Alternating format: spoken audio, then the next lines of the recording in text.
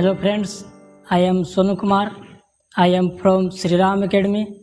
तो आज हम क्लास 10th का जियोग्राफी से यूनिट नंबर 1 का कुछ क्वेश्चन जो है हम लोग क्विज के रूप में देखने वाले हैं. तो चलिए शुरू करते हैं. पहला क्वेश्चन है, भूगोल का पिता किसे कहा जाता है? इरास्थिनीज को. तो भूगोल का पिता इरेटोस्थनीज को कहा जाता है. बिल्कुल सही जवाब है. और यह ग्रीक के गणितज्ञ और खगोल शास्त्री, कवि और महान भूगोल नेता थे. और यह यूनान के विद्वान थे.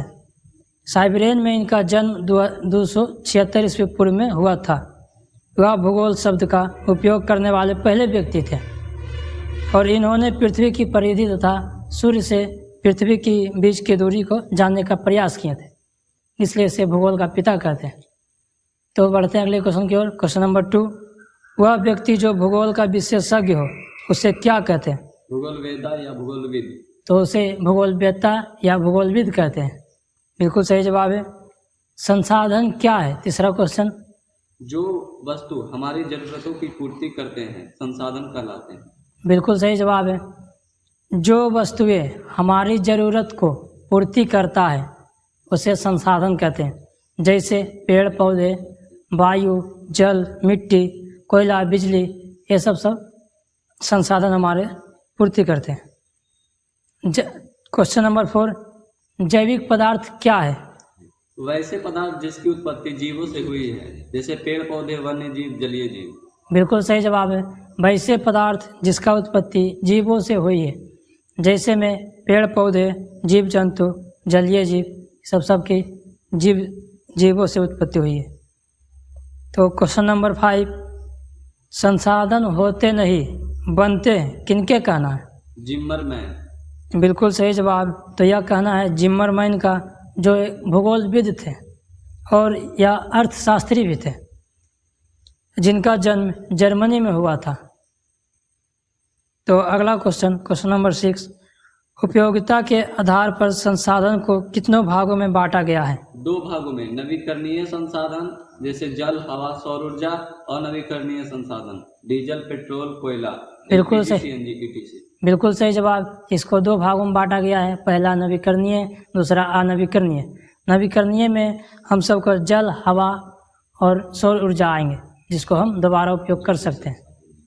और अनवीकरणीय में डीजल, पेट्रोल, कोयला, एलपीजी, सीएनजी, गैस, ये सब आएंगे, जिसका हम दोबारा उपयोग नहीं कर सकते हैं. तो बढ़ते हैं हम अगले क्वेश्चन की ओर. क्वेश्चन नंबर 7, मनुष्य कैसा संसाधन है? जैव या अजैव? जैव संसाधन. तो मनुष्य एक जैव संसाधन है. मनुष्य की उत्पत्ति जैव मंडल से हुई है, इसलिए इसे जैव संसाधन कहते हैं. क्वेश्चन नंबर 8, वन कैसा संसाधन है? नवीकरणीय या अनवीकरणीय? नवीकरणीय संसाधन. तो वन एक नवीकरणीय संसाधन है जिसे हम दोबारा लगा सकते हैं, इसलिए इसे नवीकरणीय बोलते हैं. क्वेश्चन नंबर 9, जीवाश्म ईंधन क्या है? जीवाश्म ईंधन पेट्रोल, डीजल, कोयला, केरोसिन, एलपीजी, सीएनजी जीवाश्म ईंधन है.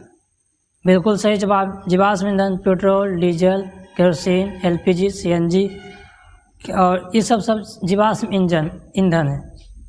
जो अनवीकरणीय है, इसको एक बार उपयोग कर सकते हैं, दोबारा नहीं. तो यह प्राकृतिक ईंधन भी है, मनुष्य इसको नहीं बना सकता है.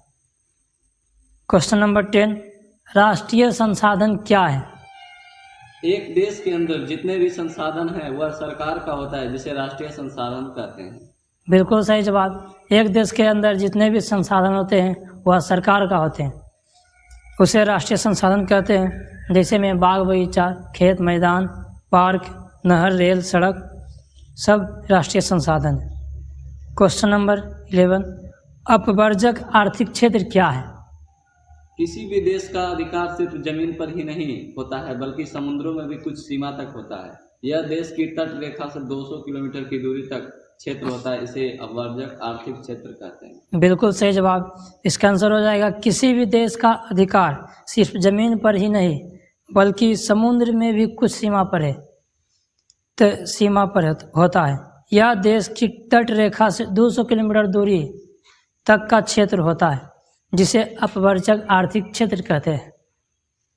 और इस पर 1982 में संयुक्त राष्ट्र संघ ने संयुक्त राष्ट्र संघ ने नियम भी बनाए हैं। क्वेश्चन नंबर 12, तो संसाधन नियोजन किसे कहते हैं? संसाधन नियोजन बहुत जरूरी है। संसाधनों का बुद्धिपूर्वक इस्तेमाल करना ही संसाधन नियोजन कहलाता है। बिल्कुल सही जवाब है। संसाधन नियोजन हमारे लिए बहुत ज़रूरी है और इसको बुद्धिपूर्वक ही उपयोग करना संसाधन नियोजन कहलाता है।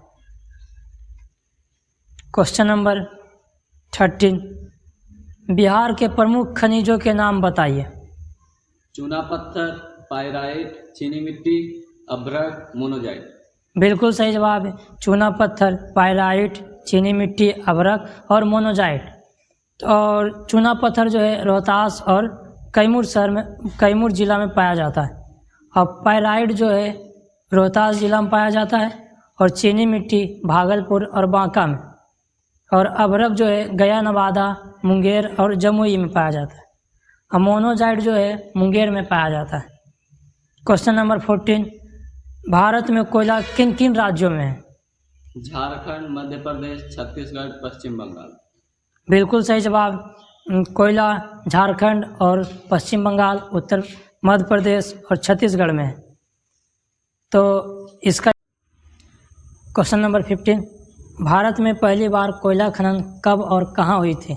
रानीगंज में 1774 ईस्वी में, दामोदर नदी के पश्चिमी तट पर। बिल्कुल सही जवाब। यह रानीगंज में हुई थी और 1774 में दामोदर नदी के पश्चिम तट पर ईस्ट इंडिया कंपनी के द्वारा खनन हुई थी, जो अंग्रेज का था। क्वेश्चन नंबर 16, हमारे पास पेट भरने के लिए बहुत कुछ है, लेकिन पेटी भरने के लिए नहीं, किसने कहा था? राष्ट्रपिता मोहनदास करमचंद गांधी ने। बिल्कुल सही जवाब है। यह राष्ट्रपिता मोहनदास करमचंद गांधी ने कहे थे। धरती पर इतने संसाधन है कि वे हमारे जीवन में कम नहीं होंगे। इंसान लालची हो जाए तो संसाधन आने वाली पीढ़ी के लिए कम पड़ जाएंगे। यह बात गांधी जी ने 1909 में अपनी पुस्तक हिंद स्वराज में लिखे थे, जो पर्यावरण को लेकर भी गांधी जी सजग थे। क्वेश्चन नंबर 17, चिपको आंदोलन क्या है? चिपको आंदोलन जंगल को बचाने के लिए किया गया था। चिपको का मतलब चिपक जाना। यह 1973 में उत्तराखंड में, जो पहले उत्तर प्रदेश में शुरू हुआ था। बिल्कुल सही जवाब है। यह जंगल को बचाने के लिए एक आंदोलन था। चिपको का मतलब है कि चिपक जाना। यह 1973 में उत्तराखंड में हुआ था, जो पहले उत्तर प्रदेश में था। इसका नेता सुंदरलाल बहुगुणा थे। अभी हाल में ही इनका मृत्यु हुई है, 21 मई 2021 को। 94 साल जीवित रहे। चिपको आंदोलन का आइडिया इनकी पत्नी बिमला बहुगुणा ने दिया था। सुंदरलाल बहुगुणा को 2009 में पद्म विभूषण द्वारा नवाजा गया था। चिपको आंदोलन के कारण ही श्रीमती इंदिरा गांधी ने हिमालय में वनों की कटाई पर 15 वर्ष के लिए रोक लगा दिए थे। तो बढ़ते हैं अगले क्वेश्चन की ओर। क्वेश्चन नंबर 18, नर्मदा नदी कहाँ बहती है? मध्य प्रदेश से अमरकंटक पहाड़ी से निकलती है, महाराष्ट्र गुजरात तक जाती है। बिल्कुल सही जवाब। तो यह मध्य प्रदेश के अमरकंटक पहाड़ी से निकलती है और महाराष्ट्र गुजरात तक जाती है। यह नदी भारत में पूरब से पश्चिम तक जाती है, यानी कि ईस्ट टू वेस्ट। नर्मदा नदी की लंबाई 1312 किलोमीटर है। यह अरब सागर में गिरती है। क्वेश्चन नंबर 19, सरदार सरोवर बांध कहाँ है? गुजरात में नर्मदा नदी पर। बिल्कुल सही जवाब है। तो यह गुजरात में है, नर्मदा नदी पर। 4 राज्यों को, गुजरात, मध्य प्रदेश, महाराष्ट्र और राजस्थान को जल और बिजली मिलता है यहीं से। क्वेश्चन नंबर 20, नर्मदा बचाओ आंदोलन क्या है? नर्मदा बचाओ आंदोलन की नेता मेधा पाटेकर थी। नर्मदा नदी पर सरदार सरोवर बांध बन रहा था, जिससे आसपास के लोगों के घर डूब जाते, इसलिए नर्मदा बचाओ आंदोलन चलाया गया था। बिल्कुल सही जवाब है। तो नर्मदा बचाओ आंदोलन के नेता मेधा पाटेकर थे, और नर्मदा नदी पर सरदार सरोवर बांध बन रहा था, जिससे आसपास के लोगों का घर डूब गया। उनको दूसरा घर नहीं मिला। यह बांध 1985 में बनना शुरू हुआ था। इस आंदोलन में आदिवासी, किसान, मछली रोजगार करने वाले मजदूर और दूसरे लोग भी समाज के सरकार के खिलाफ थे। मेधा पाटेकर 1993 में भूख हड़ताल की थी, इसलिए यह आंदोलन सफल रहा। क्वेश्चन नंबर 21, डाकू की अर्थव्यवस्था क्या है? संसाधनों का गलत तरीके से इस्तेमाल करना, संसाधनों के विदोहन को डाकुओं की अर्थव्यवस्था कहते हैं। बिल्कुल सही जवाब है। तो संसाधनों का गलत तरीके से इस्तेमाल करना और संसाधनों के विदोहन को डाकुओं की अर्थव्यवस्था कहते हैं। क्वेश्चन नंबर 22, विश्व पर्यावरण दिवस कब मनाया जाता है? 5 जून। बिल्कुल सही जवाब है। विश्व पर्यावरण दिवस 5 जून को मनाया जाता है। यह संयुक्त राष्ट्र संघ के द्वारा मनाया जाता है। पहली बार 1974 में यह मनाया गया था।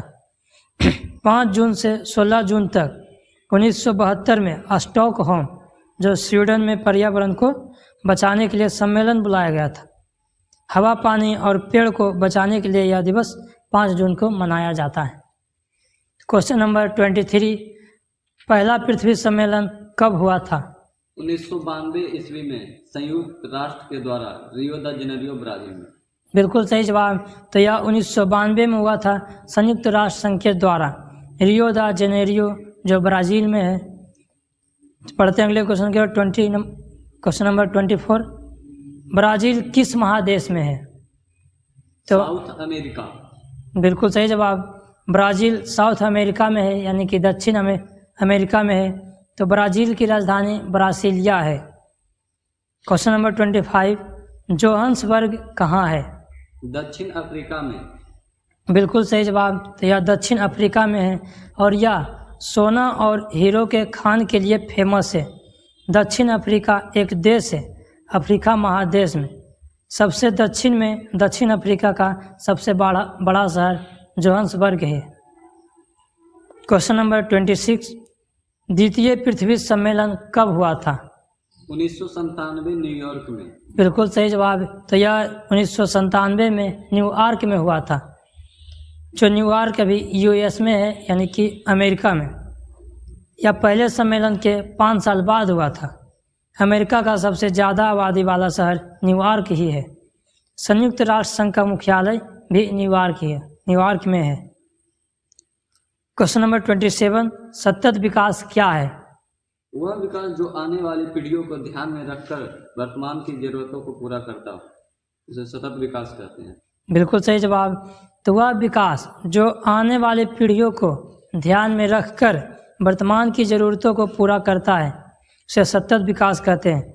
जैसे में मिट्टी, हवा, पानी, पेड़ पौधे, जीव जंतु, ये सब भविष्य के लिए बचाना जरूरी है। क्वेश्चन नंबर 28, संसाधनों के गलत इस्तेमाल से क्या हानि हो सकता है? बहुत प्रकार की पृथ्वी को हानि होगी। पृथ्वी का तापमान बढ़ सकता है, ओजोन परत में छेद हो सकता है। बिल्कुल सही जवाब है। तो संसाधनों का गलत इस्तेमाल करने से हमारे बहुत प्रकार की पृथ्वी को हानि हो सकती है। ऐसे में पृथ्वी का तापमान बढ़ सकता है, ओजोन परत में छेद भी हो सकता है, और पर्यावरण भी प्रदूषण हो सकता है, और मिट्टी का कटाव भी हो सकता है, और अम्लीय वर्षा के बिना समय के ऋतु परिवर्तन हो सकता है, और हम लोगों को अनेक संकटों का सामना करना पड़ सकता है। क्वेश्चन नंबर 29, एजेंडा 21 क्या है और कब आया था? पर्यावरण को बचाने के लिए यह एक बड़ा कार्यक्रम है। इसमें 21 कार्यक्रम सभी स्तर के सरकार को विश्व स्तर पर, राष्ट्र स्तर पर, क्षेत्र स्तर पर इन सभी को करना है। बिल्कुल सही जवाब। एजेंडा 21 पर्यावरण को बचाने के लिए एक बड़ा कार्यक्रम था। इसमें 21 कार्यक्रम सभी स्तर के सरकार को विश्व स्तर पर, राष्ट्र स्तर पर, क्षेत्र स्तर पर इन सभी को करना था। यह UNCED रियो द जेनेरियो 1992 में बनाया गया था। 1992 में ही सतत विकास पर एक आयोग कमीशन बनाया गया। क्वेश्चन नंबर 13, ग्लोबल वार्मिंग यानी कि पृथ्वी को गर्म करने वाले जिम्मेदार गैस कौन कौन है? 6 गैस हैं, methane, CO2, N2O, HFC, CFC, sulphur hexachloride. बिल्कुल सही जवाब है। तो यह 6 गैस हैं। पहला मीथेन, जिसका सूत्र CH4, दूसरा CO2, तीसरा N2O, चौथा HFC, पाँचवा CFC, छठा सल्फर हेक्साक्लोराइड। ये 6 वो ग्रीन हाउस गैस हैं। क्वेश्चन नंबर 31, मॉन्ट्रियल समझौता कब हुआ था? 16 सितंबर 1987 में। बिल्कुल सही जवाब है। तो यह 16 सितंबर 1987 में हुआ था। मॉन्ट्रियल एक शहर है कनाडा में। पृथ्वी के ओजोन परत को CFC और HCFC से बचाने के लिए कनाडा के मॉन्ट्रियल शहर में एक सम्मेलन हुआ था। तो CFC बहुत जिम्मेदार है, अकेले काफ़ी है ओजोन परत को नुकसान पहुंचाने के लिए। तो अगला क्वेश्चन आप सभी के लिए, क्योटो कहाँ है? क्योटो सम्मेलन कब हुआ था? तो इसका जवाब आप हमें कमेंट में बताइएगा। धन्यवाद।